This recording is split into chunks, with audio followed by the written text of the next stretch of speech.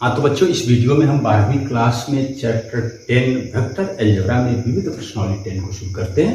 आइए question number 1 को हम सॉल्व करते हैं। थोड़ा सा क्वेश्चन आप पढ़ भी लें। आपसे पूछा गया है कि एक्स वाई तल में एक्स अक्ष की धनात्मक दिशा के साथ जो कि वामावर्त दिशा में 30 अंश का कोण बनाने वाले मात्रक सदिश को लिखना है। क्या करना है आपको? सपोज दैट ये एक्स वाई तल है, आपका ये जो बोर्ड है ये एक्स वाई तल है। इसमें एक्स अक्ष के धनात्मक दिशा से वामावर्त दिशा में, तो वामावर्त दिशा ये होगा 30 अंश का कोण बनाने वाली दिशा में आपको यूनिट वेक्टर ज्ञात करना है, इकाई सदिश। इसका मात्रक क्या होता है? 1। इसको तो अगर हम यहां से इसको मिला लें तो बाई ट्रेंगल के हिसाब से हम इस वेक्टर OA को क्या लिखना जानते हैं? वेक्टर OA को आप क्या लिखते हैं? OB प्लस BA लिख सकते हैं क्या? OB प्लस BA तो आप लिख सकते हैं, लेकिन इसका परिमाण क्या है? 1 है। तो एक्स अक्ष की दिशा में इकाई सदिश क्या होता है? I, और वाई अक्ष की दिशा में इकाई सदिश क्या होता है? J का है।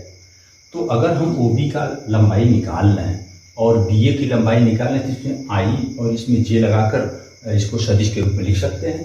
तो इस ट्रायंगल में हम OB को क्या लिख सकते हैं? परंतु OB, अब वेक्टर OB हम नहीं लिख रहे हैं, केवल OB की लंबाई लिखना है। तो OB को आप OA cos 30 लिख सकते हैं क्या? त्रिकोणमिति में आ जाओ, cos 30 अंश आधार बटे कर्ण जैसे लिखते हैं।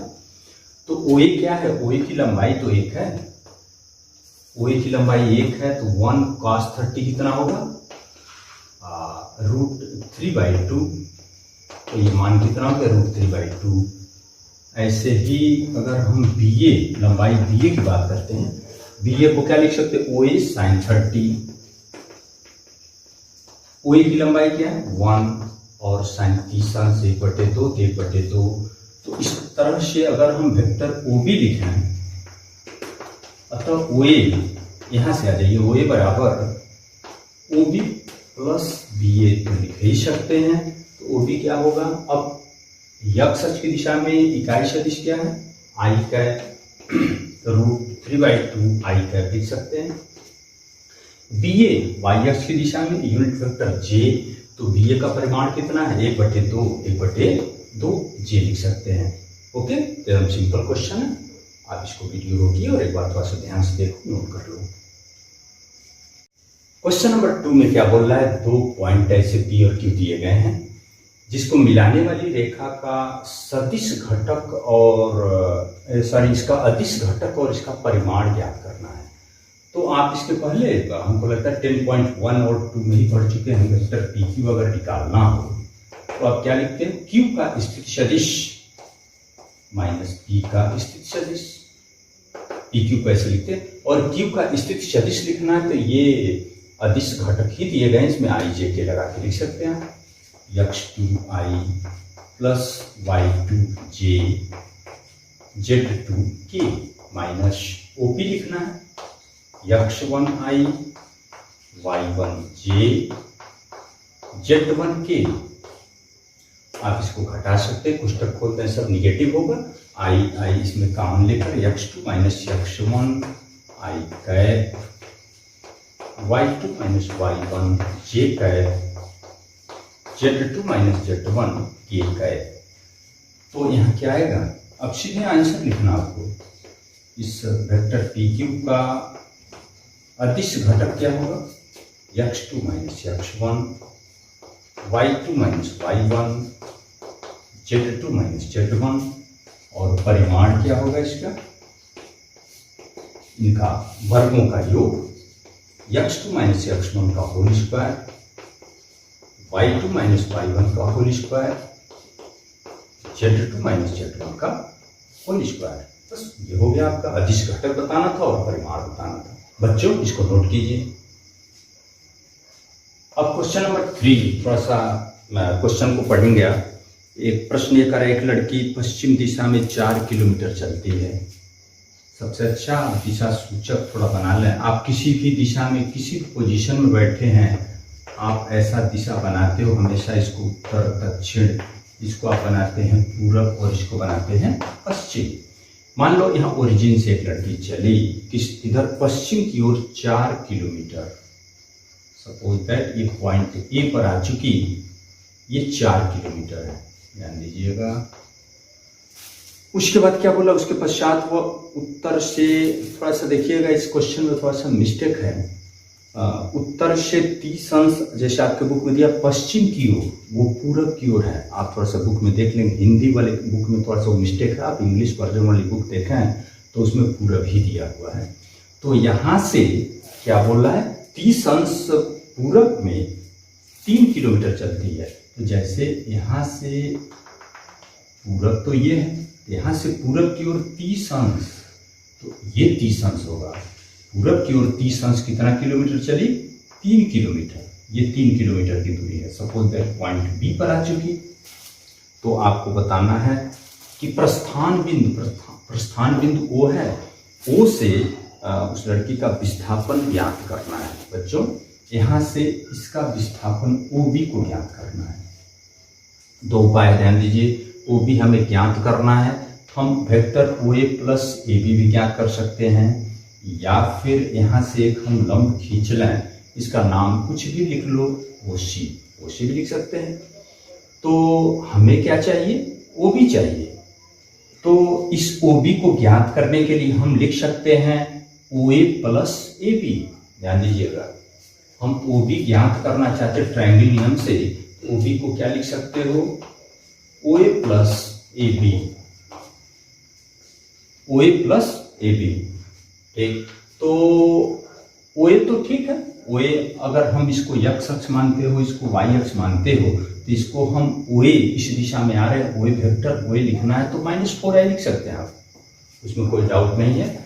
वेक्टर ओ ए को आप -4i तो लिख सकते हैं, कारण क्या, क्योंकि 4 किलोमीटर की दूरी दी गई है। बस हम किसी तरह से ए बी ज्ञात कर लें तो ट्रायंगल वाले नियम से ओ बी को ओ ए प्लस ए बी लिख सकते हैं।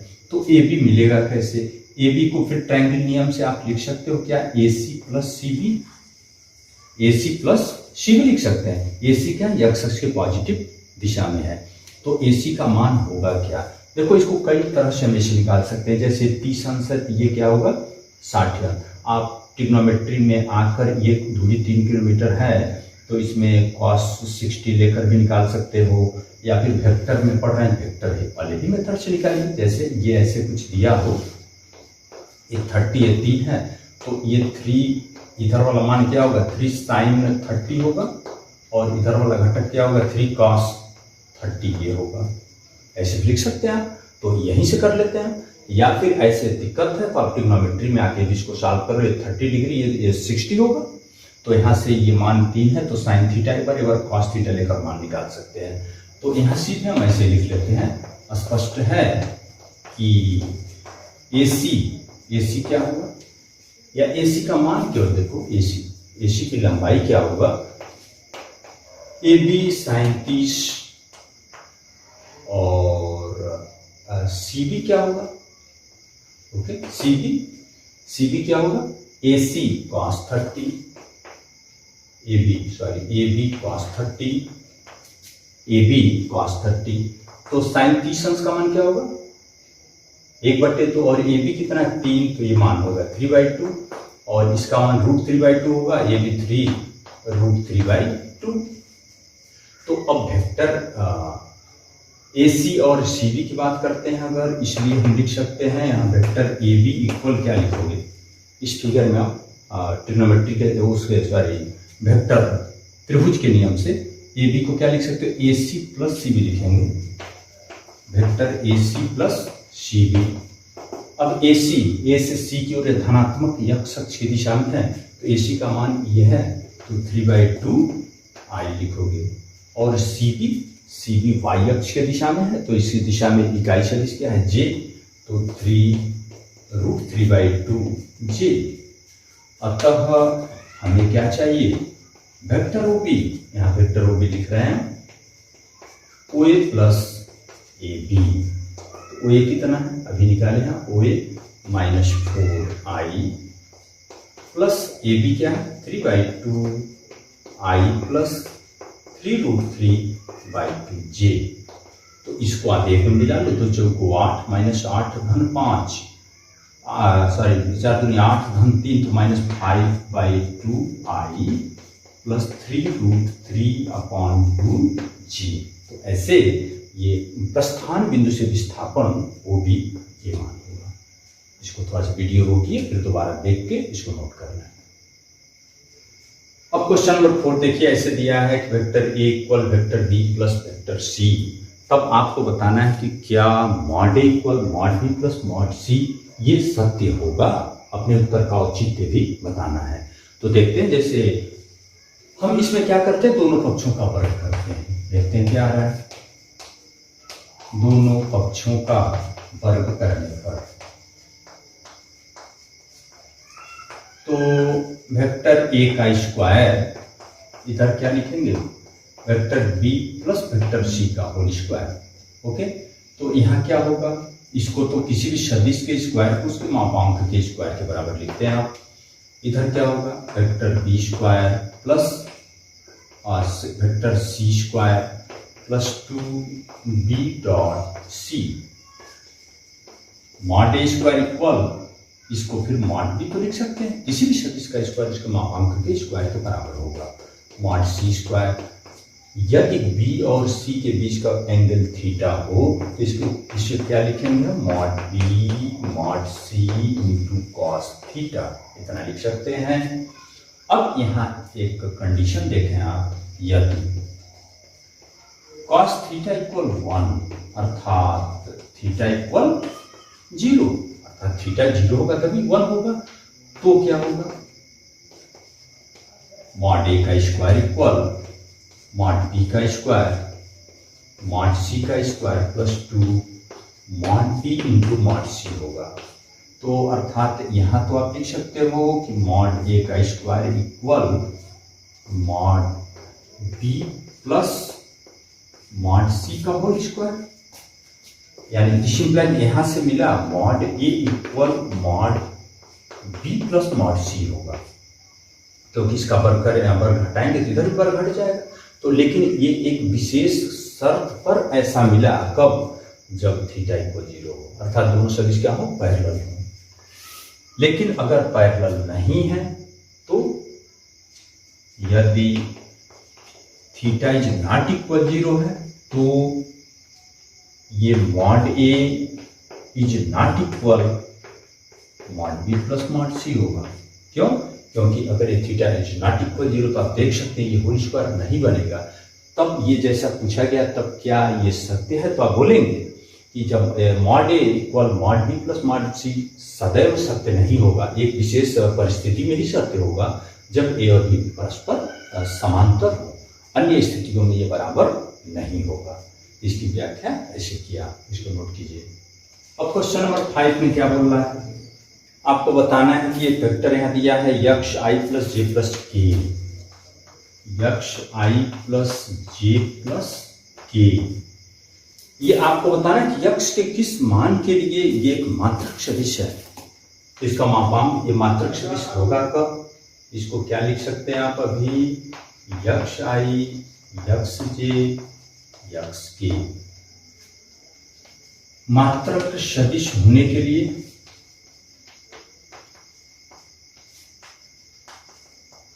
क्या चाहिए, इसका मापांक 1 होना चाहिए। तो मापांक इसका होगा क्या, अंडर रूट यक्ष स्क्वायर प्लस यक्ष स्क्वायर प्लस यक्ष स्क्वायर। भाई इसके कंपोनेंट के स्क्वायर का ही योग तो मापांक होगा, ये मान 1 होना चाहिए। या फिर ये 3x स्क्वायर इक्वल दोनों साइड वर्ग करता तभी 1 ही होगा। फिर यक्ष स्क्वायर इक्वल 1/3 या फिर यक्ष इक्वल क्या आएगा 1 प्लस माइनस 1/√3। तो यक्ष के मान जब प्लस माइनस 1/√3 होगा तब ये क्या होगा, मात्रक सदिश होगा। नोट कीजिए। अब प्रश्न नंबर 6 में ऐसे दिया, दो सदिश दिया, वेक्टर ए equal 2i plus 3j minus K और B equal i minus 2j plus K. आपसे ये पूछा गया है कि इन दोनों सदिशों के परिणामी की दिशा में एक ऐसे सदिश को ज्ञात करना है जिसका मापांक क्या हो, 5 हो। तो सबसे पहले इसका परिणामी ही ज्ञात कर लेते हैं। परिणामी कोई सदिश हम सी नाम रख लेते हैं परिणामी। ए प्लस बी। तो इसको तो आप सीधे इसी में जोड़ सकते हो, 2i प्लस आई, या एक बार कोष्टक में लिख के जोड़ते हैं इसे, तो 2i प्लस आई क्या हो गया 3i, 3j minus 2j plus j minus के प्लस के 0 हो गया। तो इसके दिशा में कोई ऐसा सदिश बताना हो जिसका मापांक कितना हो 5, तो इसके दिशा में यूनिट वेक्टर आपको चाहिए सी कैट क्या होगा 3i प्लस जे अपॉन इसका मापांक क्या होता है 3 का स्क्वायर प्लस 1 का स्क्वायर, तो 3i plus J upon 9 plus 1 under root 10। अतः आप ऐसे लिख सकते हैं सी की दिशा में ऐसा सदिश जिसका परिमाण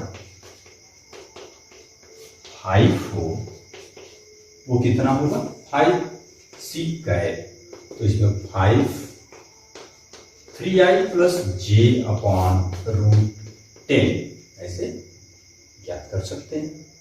इसको थोड़ा और शांत भी कर सकते हैं, जैसे 5 बाई रूट 10 3i प्लस जे, इसमें क्या कर अंडर रूट 10 से ऊपर नीचे हम गुणा करते हैं, तो अब इसको लिख सकते हैं, देखो ये अंडर रूट 10 मिलके 10 हो गया, 5 दूनी 10, नीचे 10 हो गया, अंडर रूट 10 बाई 2, 5 दूनी 10, under root 10 by 2 3i plus j ऐसे लिख सकते हैं। इसका गुणा करके 3 by 2 root 10i plus root 10 by 2 j, इस तरह से भी नोट कर सकते हैं। ऐसे क्वेश्चन नंबर 6 आपका कंप्लीट हुआ, इसको नोट कर लें। अब क्वेश्चन नंबर 7 में 3 वेक्टर दिए गए हैं, आप देख सकते हैं, और आपसे पूछा गया है कि 2a minus B plus 3c के समांतर एक मात्रक सदिश ज्ञात करना है।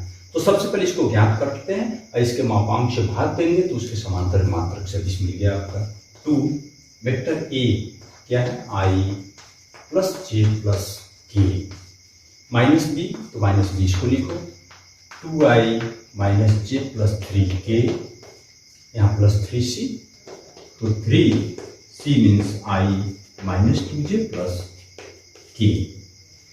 इसको हम गुणा कर लेते हैं, 2i 2j 2k minus 2i, ये प्लस j होगा, माइनस 3k, देखते रहेंगे थोड़ा, 3i 3 दूनी 6 6j plus 3k, 2i minus 2i cancel, 3i 2j 1j 3j minus 6j तो minus 3j, 2k minus 3k तो ये मिलकर माइनस k, या 3k कैंसिल करके प्लस 2k लिख सकते हैं।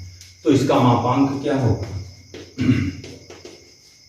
इसका मापांक क्या होगा अंडर रूट 3 का स्क्वायर 9 माइनस 3 का स्क्वायर ये भी 9, 2 का स्क्वायर 4, 9 9 18 4 22। अतः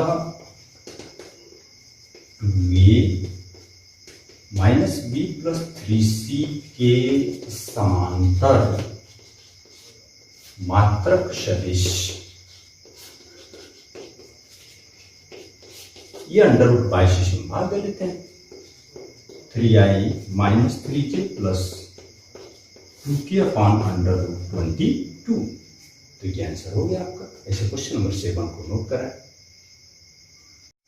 तो अब प्रश्न नंबर 8 में क्या दिया, 3 बिंदु आपके पास दिए गए हैं और आपको ये बताना है, सिद्ध करना है कि ये दिए गए बिंदु संरेख हैं, और ये भी बताना है कि बिंदु बी AC को किस अनुपात में बांट रहा है। बच्चों कक्षा 11 में जो त्रिविमीय ज्यामिति पढ़े हैं, आप इसको वहां से प्रूव कर सकते हो, दो बिंदुओं के बीच की दूरी निकालकर, ऐसे दो के बीच की दूरी निकालकर भी आप संरेख करना जानते हैं, लेकिन यहाँ पर हम लोग वेक्टर अलजेब्रा पढ़ रहे हैं, वेक्टर की सहायता से ज्ञात करते हैं। तो काम वही करेंगे लेकिन वेक्टर के हिसाब से। तो सबसे पहले क्या करते हैं, हम ए बी निकालते हैं। देखिए हम करना क्या चाहते हैं, जैसे 3 पॉइंट कोई भी हो A B C, suppose that A B निकालते हैं, लंबाई कुछ मिल गया, बी सी भी निकालते हो और ए सी भी निकालते हैं। तो अगर ए सी की लंबाई A B plus B C के बराबर या किसी दो भुजाओं का योग तीसरे के बराबर हो जाए तो इससे पुष्टि होगा कि क्या ये दिए गए बिंदु संरेख है। तो वेक्टर ए बी कैसे लिखते हैं, ओ बी माइनस ओ ए। तो ओ बी मीन्स यहां से देख सकते हैं इसका स्थिति सदिश लिखना है तो 5 ये 0 है, -2k माइनस ओ ए का मतलब i minus 2j minus 8k। इसको घटा लो, 5 के माइनस आई 4i, यहां पर +2j होगा और -2k प्लस 8k क्या हो जाएगा 6k। इसका मॉड ए बी निकाल कर रखो, मॉड ए बी √16, 2 का स्क्वायर 4, 6 का 36, तो 36 4 40, 40 10 50, ये हो गया 56। ओके, 14 चौको 56, तो 2√14 भी लिख सकते हैं। ठीक ऐसे BC निकालते हैं, OC माइनस OB। OC क्या होगा, यहां से 11i 3j plus 7k minus OB 5i minus 2k, j 0 होगा। 11i minus 5i 6i 3j 7k plus 2k 9k। इसका भी मॉड निकाल लो, BC √36 प्लस 9 प्लस 9 का स्क्वायर 81। तो क्या हो रहा है, जोड़िए 81 और 9 मिलकर 90, 9 3 12, ये हो गया 126। तो इसको हम लिख सकते हैं 14 गुणे 9, तो 3√14। ओके, फिर ऐसे क्या एक काम और कर लो, AC निकाल लो, AC वेक्टर AC। इसको लिख सकते हैं OC माइनस OA। तो OC means 11i 3j plus 7k और OA यहां से लिखते हैं i minus 2j minus 8k।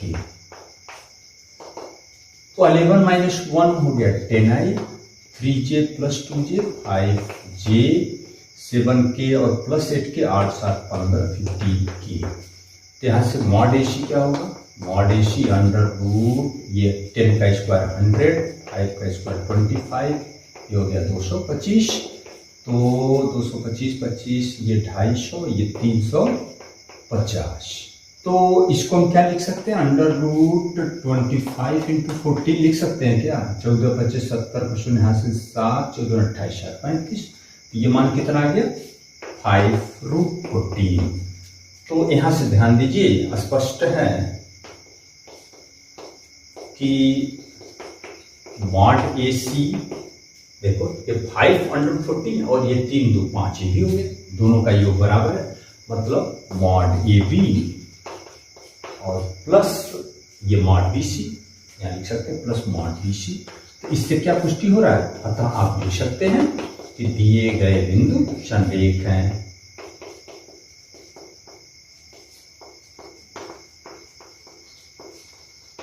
अब इससे क्या लग रहा है कि कौन बीच में है, ध्यान दो। जैसे AC बड़ा है, AB प्लस BC, BC के बीच में है। तो आपको ये एक चीज और बताना था कि बिंदु B AC को किस अनुपात में बांट रहा है। हमको लगता है AB में BC का भाग दें तो अनुपात में मिल जाएगा। अतः अनुपात क्या होगा, सीधा निकाल सकते हैं।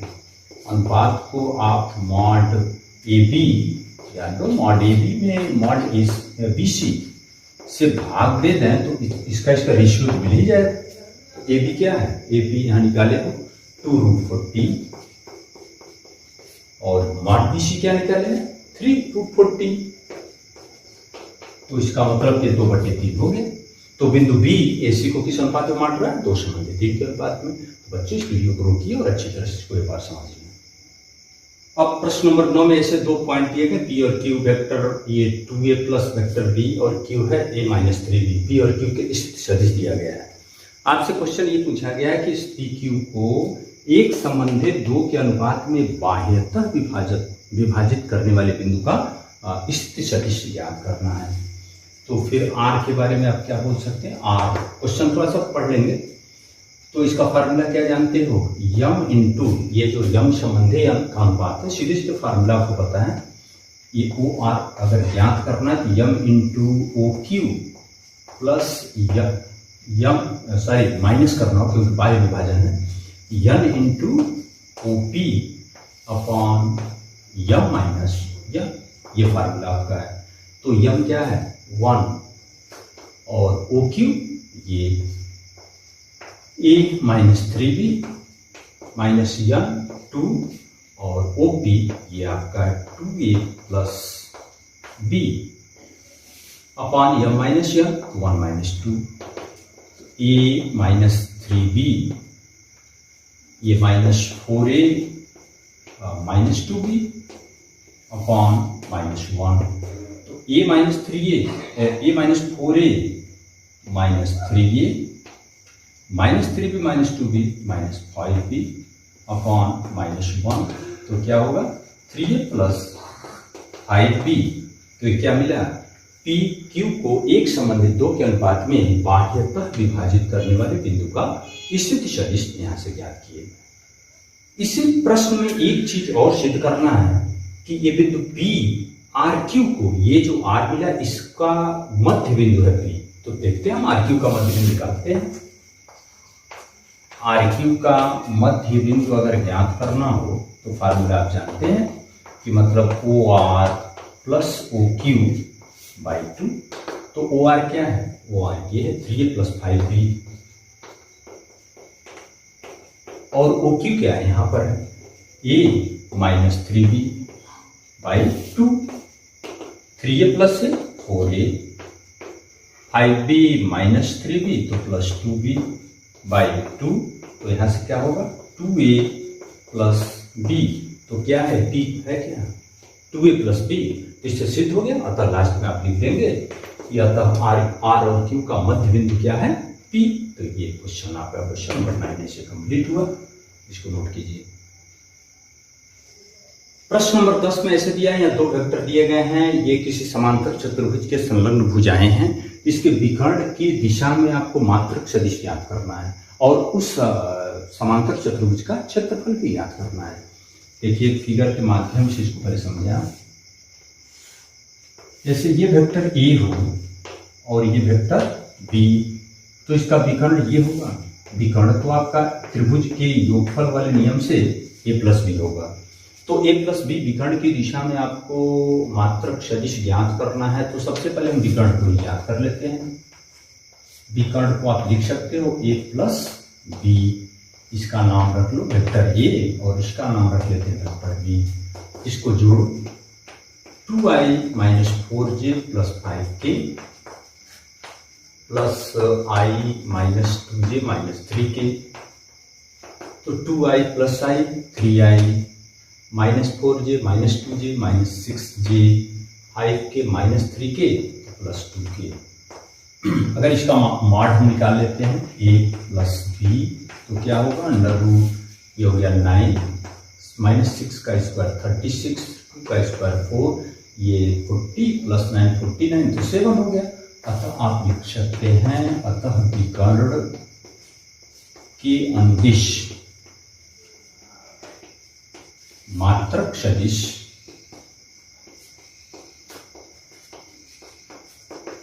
बस ये 7 का किसमें इसमें भाग दे दो 3i minus 6j plus 2k upon 7।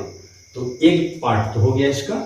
ऐसे क्वेश्चन दिया था कि ये किसी समांतर चतुर्भुज की संलग्न भुजाएं हैं, तो इसके विकर्ण के अनुदिश आपको मात्रक सदिश ज्ञात करना था। ये मात्रक सदिश हो गया। अब उस चतुर्भुज का क्षेत्रफल ज्ञात करना है। तो किसी भी समांतर चतुर्भुज की संलग्न भुजाएं दी गई हो तो उसका क्षेत्रफल कैसे निकालते हैं, मॉड a क्रॉस b। ये सीधे सीधे फार्मूला है। तो सबसे पहले हम क्या करते हैं a क्रॉस b को ही ज्ञात करते हैं। तो a क्रॉस b ज्ञात करने का मेथड क्या, वही सारणी बनाइए i j k और a के कंपोनेंट्स क्या है 2 माइनस 4 5 1 माइनस 2 माइनस 3। इसको सॉल्व कर लेते हैं। i 4 3 12 धन माइनस 5 दूनी 10 तो प्लस 10 होगा, माइनस j 3 दूनी 6 माइनस 6 और माइनस 5 प्लस k 2 दूनी 4 माइनस 4 और ये प्लस 4 होगा। इतना तो आप देख सकते हैं।